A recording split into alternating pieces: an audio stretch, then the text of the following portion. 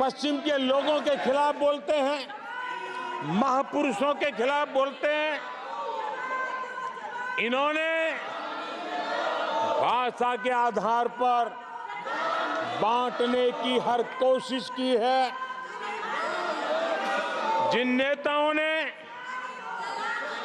देश के हिस्से को भारत से अलग करने की वकालत की थी, उनको संसद की टिकट देने तक का दुर्भाग्य हमें देखना पड़ा, जो कांग्रेस पार्टी ने पाप किया।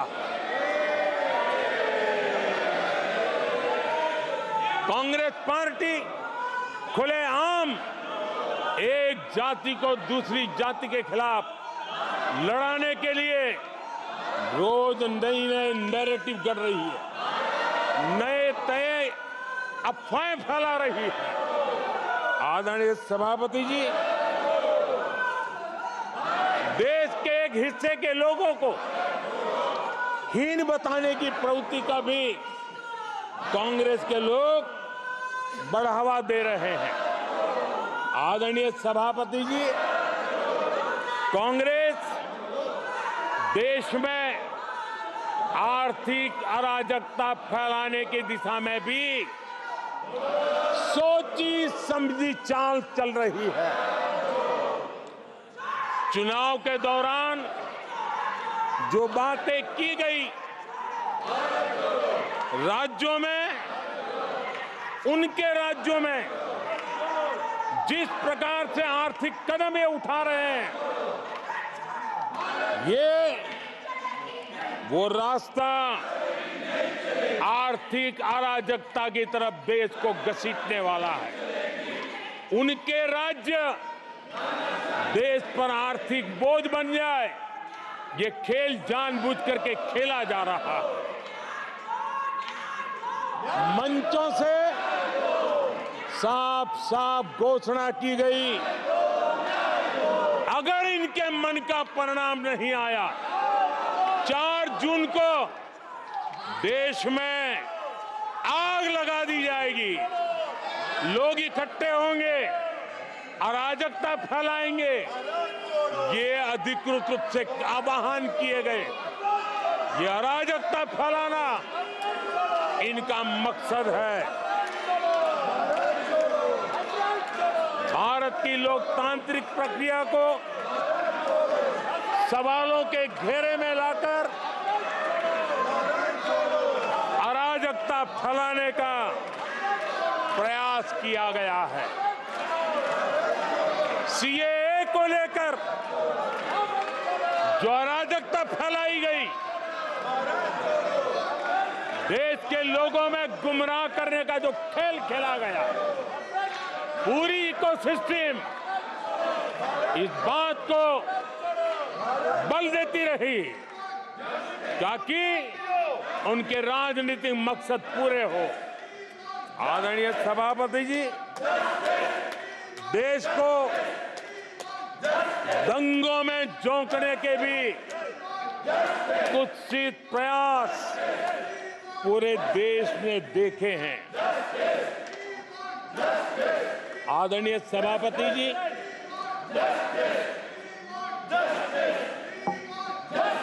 आजकल सिंपैथी गेन करने का एक नई ड्रामेबाजी शुरू की गई है, नया खेल खेला जा रहा है। मैं एक किस्सा सुनाता हूं। एक बच्चा स्कूल से आया और जोर जोर से रोने लगा और उसकी माँ भी डर गई, क्या हो गया, बहुत रोने लगा और फिर कहने लगा, माँ मुझे आज स्कूल में मारा गया, आज स्कूल में मुझे उसने मारा, आज स्कूल में मुझे इसने मारा, और जोरों जोरों से रोने लगा। माँ परेशान हो गई। उसने उसे पूछा कि बेटा बात क्या थी, लेकिन वो बता नहीं रहा था, बस रो रहा था, मुझे मारा मुझे मारा।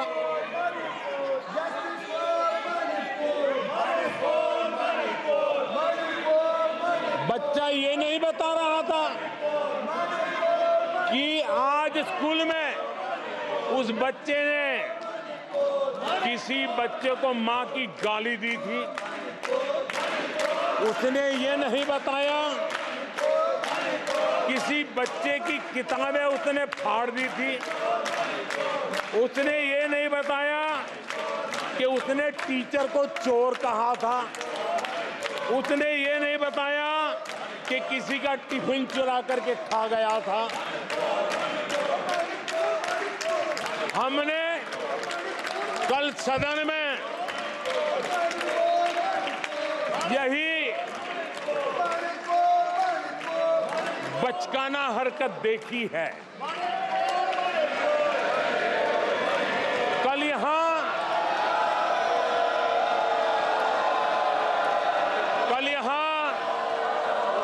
बालक बुद्धि का विलाप चल रहा था।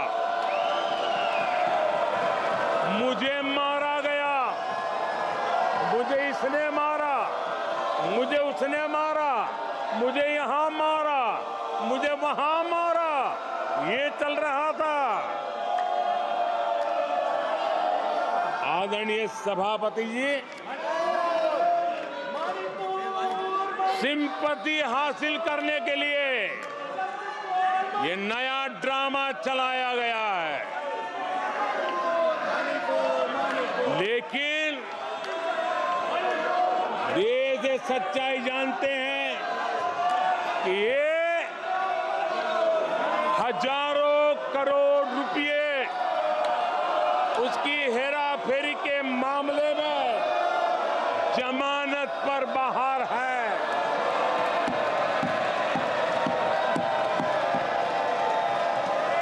ये ओबीसी वर्ग के लोगों को चोर बताने के मामले में सजा पा चुके हैं।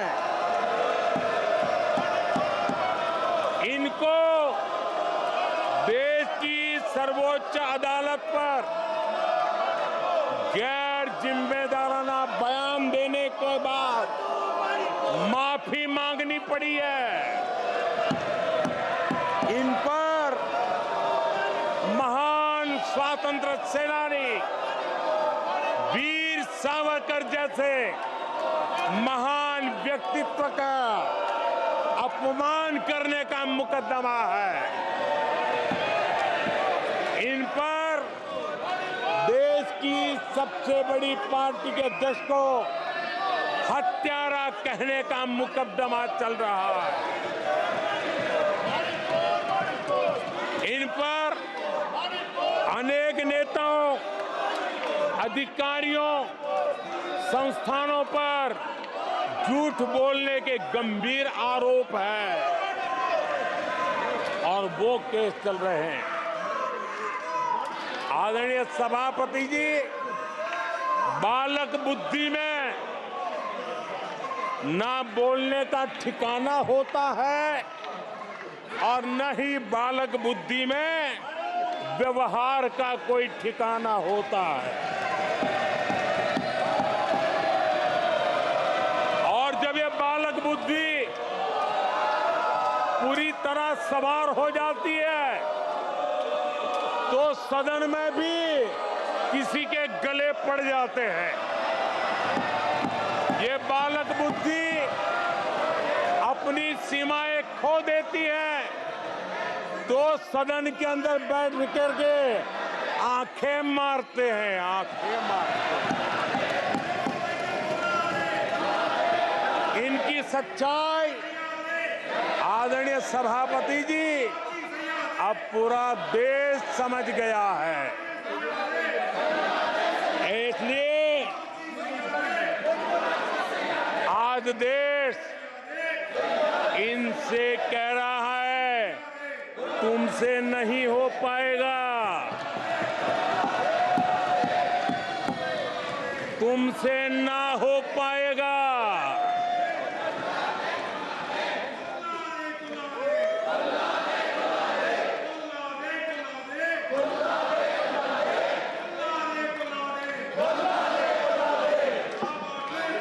बैठिए माननीय सदस्य प्लीज। आदरणीय अध्यक्ष जी, तुलसीदास जी कह गए हैं, अखिलेश जी, तुलसीदास जी कह गए हैं, जूठई लेना, जूठई देना, जूठई भोजन, जूठई चबेना। तुलसीदास जी ने कहा है, जूठई लेना, जूठई देना, जूठई भोजन, जूठई चबेना। कांग्रेस ने झूठ को राजनीति का हथियार बनाया। कांग्रेस के मुंह झूठ लग गया है। जैसे वो आदमखोर एनिमल होता है ना, जिसको लहू मुंह पे लग जाता है, वैसे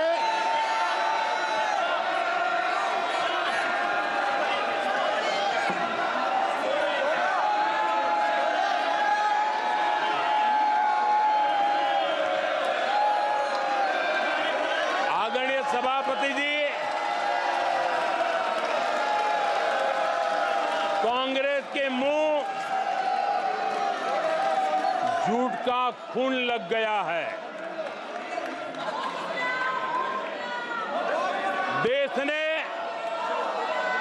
कल 1 जुलाई को खटाखट दिवस भी मनाया है।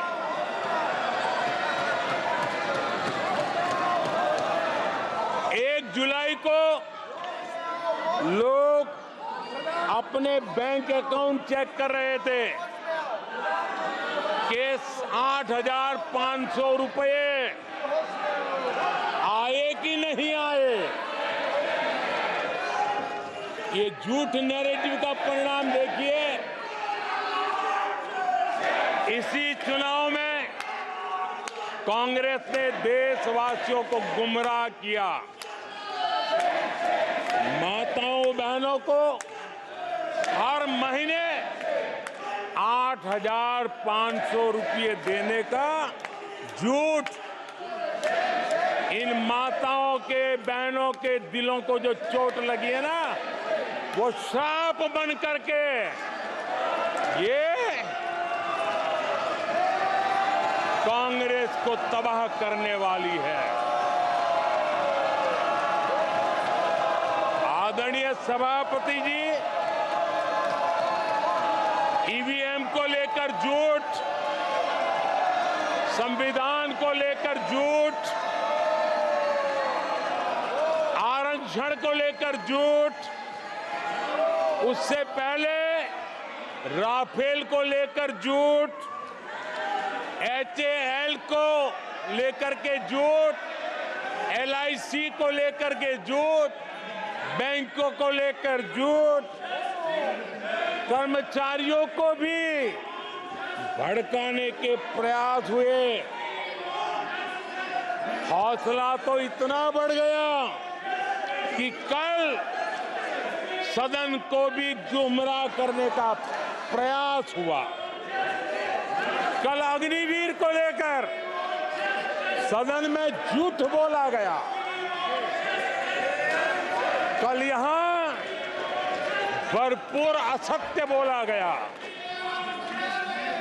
कि MSP नहीं दिया जा रहा। अध्यक्ष जी, संविधान की गरिमा से खिलवाड़ ये सदन का दुर्भाग्य है। और अनेक बार लोकसभा में जीत करके आए लोग सदन की गरिमा के साथ खिलवाड़ करे, ये शोभा नहीं देता है। आदरणीय सभापति जी, जो दल 60 साल तक यहां बैठा है, जो सरकार के कामों को जानता है, जिसके पास अनुभवी नेताओं की श्रृंखला है, वे जब अराजकता के इस रास्ते पर चले जाएं, झूठ के रास्ते को चुन लें, तब देश गंभीर संकट की तरफ जा रहा है, इसका सबूत मिल रहा है। आदरणीय सभापति जी, सदन की गरिमा से खिलवाड़, ये हमारे संविधान निर्माताओं का अपमान है, इस देश के महापुरुषों का अपमान है, देश के लिए आजादी के लिए बलिदान देने वाले वीर सपूतों का अपमान है। और इसलिए आदरणीय सभापति जी, मैं जानता हूं आप बहुत सहृदयी हैं, आप उदार मन के मालिक हैं, आप संकट के समय भी हल्की फुल्की मीठी मुस्कान के साथ चीजों को झेल लेते हैं। लेकिन आदरणीय सभापति जी, अब जो हो रहा है, कल जो हुआ है, वो गंभीरता से लिए बिना संसदीय लोकतंत्र को हम रक्षित नहीं कर पाएंगे। आदरणीय सभापति जी, इन हरकतों को बालक बुद्धि कह करके, बालक बुद्धि मान करके हम नजरअंदाज नहीं करना चाहिए, कतई नजरअंदाज नहीं करना चाहिए। और मैं इसलिए कह रहा हूं कि इसके पीछे इरादे नेक नहीं है, इरादे गंभीर खतरे के हैं। और मैं देशवासियों को भी जगाना चाहता हूं। आदरणीय सभापति जी, इन लोगों का झूठ हमारे देश के नागरिकों की विवेक बुद्धि पर आशंका व्यक्त करता है। उनका झूठ देश के सामान्य विवेक बुद्धि पर एक तमाचा मारने की निर्लज्ज हरकत है। आदरणीय सभापति जी, ये हरकतें देश की महान परंपराओं पर तमाचा है। आदरणीय सभापति जी, इस सदन की गरिमा बचाने का बहुत बड़ी जिम्मेदारी आप पर है। सदन में शुरू हुई झूठ की परंपरा पर कठोर कार्रवाई करेंगे, ये देशवासियों की भी और इस सदन की भी अपेक्षा है। आदरणीय सभापति जी, कांग्रेस ने संविधान और आरक्षण पर भी हमेशा झूठ बोला। आज मैं 140 करोड़ देशवासियों के सामने सच्चाई रखना चाहता हूं, बड़ी नम्रता पूर्वक रखना चाहता हूं। देशवासियों ने भी इस सत्य को जानना बहुत जरूरी है। आदरणीय सभापति जी, आपातकाल इमरजेंसी का 50वां वर्ष है। इमरजेंसी सिर्फ